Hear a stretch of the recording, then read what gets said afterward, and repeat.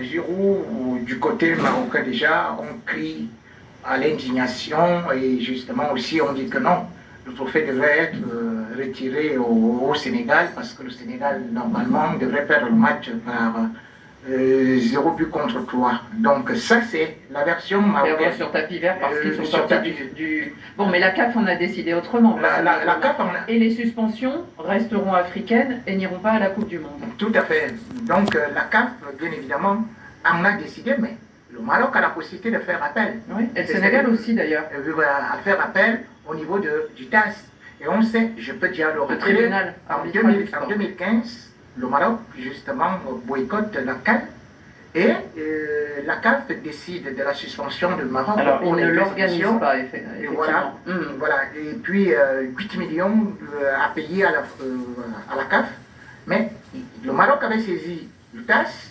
Le TAS a tout annulé. Le Maroc a été réintégré. Donc, c'est pour ça que je dis qu'ils ont encore une fenêtre. Mais cependant, je veux m'insurger. Justement par rapport à ces méthodes-là, parce qu'on crie à l'injustice, mais je devrais quand même rappeler que s'il y a une première équipe qui a eu à faire cela, se retirer du stade et remporter, c'est bien le Maroc. Nous sommes dans la CAN justement que le Maroc va remporter. La seule d'ailleurs en 76. Ça se joue en Éthiopie. Et là, c'était la formule championnat. Et nous nous retrouvons dans un match où le Maroc joue contre la Guinée. La Guinée marque le premier but et le Maroc va contester l'arbitrage. Le Maroc va sortir du stade et on y aura des discussions jusqu'à ce qu'on fera, on va interrompre le match, le Maroc va revenir dans le stade. Le Maroc va égaliser par Faras à la 86e minute.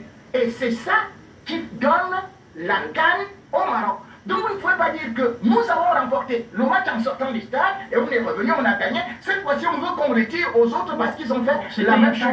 C'était il y a 50 ans. Et il y a 50 ans. Je te rappelle encore autre chose. Non, Rémi, parce qu'il faut partager la parole.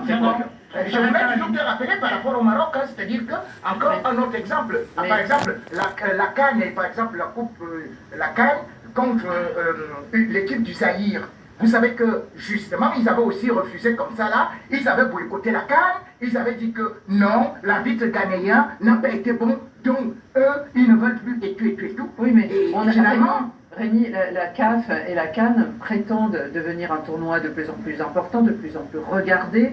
Et donc, théoriquement, les installations sont meilleures et le reste doit suivre. Mais le match s'arrête, c'est les règles de la FIFA. C'est-à-dire que lorsque vous regardez on est d'accord, c'est-à-dire que vous regardez que dès que l'arbitre siffle la fin du match, dès que le match est homologué... Mais il ne l'a pas sifflé la fin du match. Non, mais à la fin, c'est-à-dire que le match est homologué.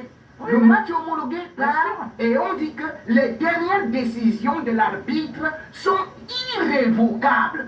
Irrévocables. On n'a pas le match, on ne peut pas changer le match. Il est entériné, le Sénégal est champion d'Afrique. Il n'a jamais sifflé. Marc Libra. Non, à la fin, j'ai dit à la fin. J'ai dit à la fin. C'est-à-dire que le match allait jusqu'à la fin.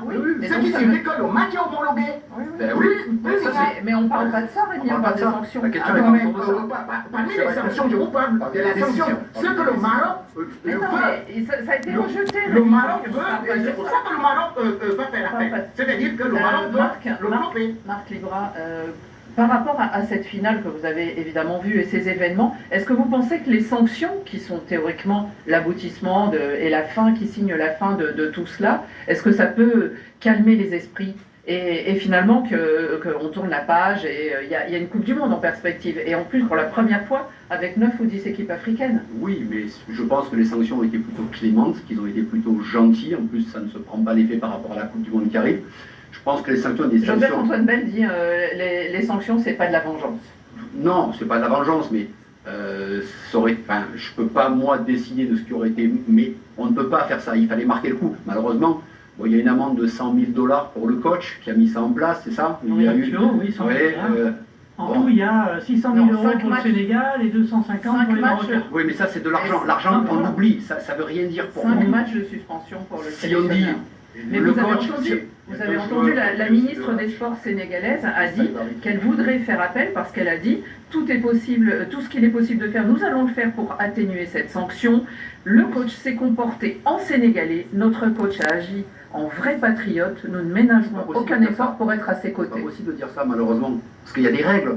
Donc si aujourd'hui un ministre monte au créneau et nous explique, ben non, il a bien fait, mais pourquoi il y a des règles, il y a un arbitre, ils n'ont rien respecté, donc je pense que ça a été plutôt clair. Il y a des règles, mais cependant aussi, le coach a la possibilité de protéger également son équipe lorsque, justement, si l'arbitre ne protège pas, lorsqu'il y a, par exemple, il y avait des pénalty, il n'y avait rien. Xavier, on ne va pas refaire l'histoire. Xavier, pour terminer, vous, qu'est-ce que vous ressentez Je trouve que le fait d'avoir sanctionné les deux camps, c'est indispensable. C'était indispensable.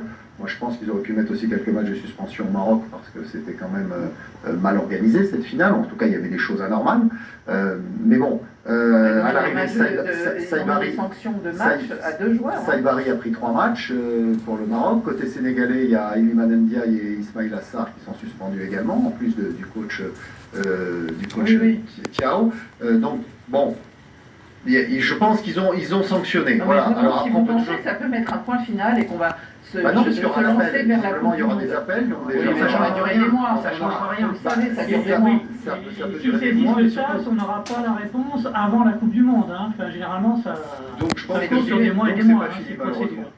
Mais j'imagine que, alors on a eu beaucoup de merci ce matin sur son antenne, on a beaucoup parlé. Merci Rémi pour le cours d'histoire 76, le bégaiement d'histoire, ils appellent ça les internautes. Ils ont bien raison. Bon, en tout cas, nous on la classe cette finale et on passe à autre chose.